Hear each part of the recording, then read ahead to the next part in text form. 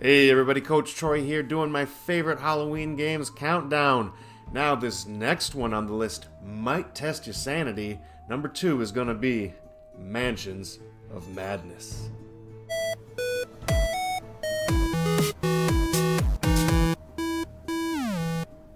Now in Mansions of Madness, you and a group of friends will take the role of different investigators. And some paranormal event has happened and you will of course investigate. In this game there are many different scenarios of various difficulties, lengths, locations, objectives, and it is driven by an app that's going to narrate the story, the adventure as it unfolds. What makes this game so great is many different things. Let's start off with those investigators. You take the role of unique investigators as the app guides you through each scenario, whether it be in a mysterious mansion or a small port town. Now I really like how each of the investigators has different strengths and weaknesses, special abilities, and of course a little bit of backstory to give it a little more flavor, adding to that story. Of course you can't have investigators without monsters to battle with, right? Conspirators, cultists, and otherworldly creatures are only some of the dangers you'll face during your investigations. Now, I am a fan of the molds and the monsters here, but I know a lot of people aren't. I think they look nice. Painting, if you like painting, hey, go for it. Lots of plastic to do that with. But I will agree with everyone on how crappy these bases are, right? They don't hold well, they don't sit in them. They're kind of garbage. So, if you don't want to deal with any of that, you can always use the cardboard cutouts, and those work perfectly for the monsters. Alright, now moving on, let's take a look at where exactly this is going to take place. In mansions, towns, ships, and trains. The scenario you select in the app will guide you on how to set up the tiles, but beware, it also shows you where the monsters are. Now to help you along your way, you're going to get all kinds of cool items, everything from lucky cigarette cases, to Tommy guns, to baseball bats. And for those investigators that prefer to use their brains over their brawn, you're going to get cool things like spectral razor spells and shrivel spells, all kinds of fun ways to dispatch monsters.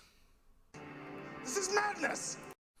Now, a cool aspect I like about the game is when you're taking damage, you don't just die when you run out of health. Instead, you're going to get some kind of debilitating injury first, so it's going to affect your speed maybe, or how you battle. You're going to get some kind of effect that's going to slow you down in some way, but you still have the chance to continue, but of course it's going to be a lot more difficult. Same thing with your sanity. If that goes all the way down, you become insane, and that could mean many different things. It could be that you like to start fires now, or you just can't stop stealing from your friends, or even worse, in some situations, you're going to actually see, how the cultists do have a really good point, and maybe you should just help them out. Lots of bad things can happen. I'm a big fan of how that shakes things up. Now, the best part about this game by far is that app. Now, that takes the role of the game master, and so all players can watch the story as it unfurls in front of you. Now, every time you open another room, it's going to show you what happens next. During the mythos phase, it's going to show you what the creatures are doing and how they're reacting. And of course, it's going to show you all the different random events that happen. So if you have a character, say, whoever's playing Jim Culver, they're going to suddenly see a void open in front of them, and another dimension is going to start to leak out, and you have to take a sanity check to see if your brain can handle that. Or suddenly the room shakes violently, and Agnes has to make a speed check to see if she can dodge that bookcase before it comes crashing down. Just all kinds of random things are going to keep happening to you.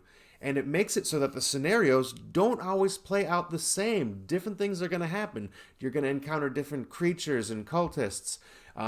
The board is going to look different as you play. Just different things will happen, and that's going to make it so you can replay these scenarios over and over and over again. That also makes it so if you have beaten one, there isn't an optimal strategy. It's going to be different. You're going to have to try different things every time. And you can shake it up with different characters as well, and it's just so much fun. Now, there are sure plenty of problems with this game. Like I said earlier, some people don't like the creature molds. That's fair. The games are long. Whatever they say, they're lying to you. It's gonna be longer. And this game is so difficult. Alright? This game will beat you down, and it does not care about your feelings. Alright? It'll drive you insane and break your arm while doing it. So, if you want an easier game or relaxed game, this is not it. It is tense, and it is tough. And also, trying to play an app on the phone, it's going to be tough. I would, definitely suggest getting a laptop or a tablet instead. But with all those shortcomings, this game is amazing when you play it. The story it tells is brilliant, and it's different. I've never played any games like this. The stories that come out of it are so unique and so different and so fun. And yes, it's difficult. But when you get through and you beat a scenario, you feel like you conquered the planet, all right? That even if it's just surviving, you felt like you've done something absolutely amazing. So you don't get that with a lot of other games. I really appreciate that about this one.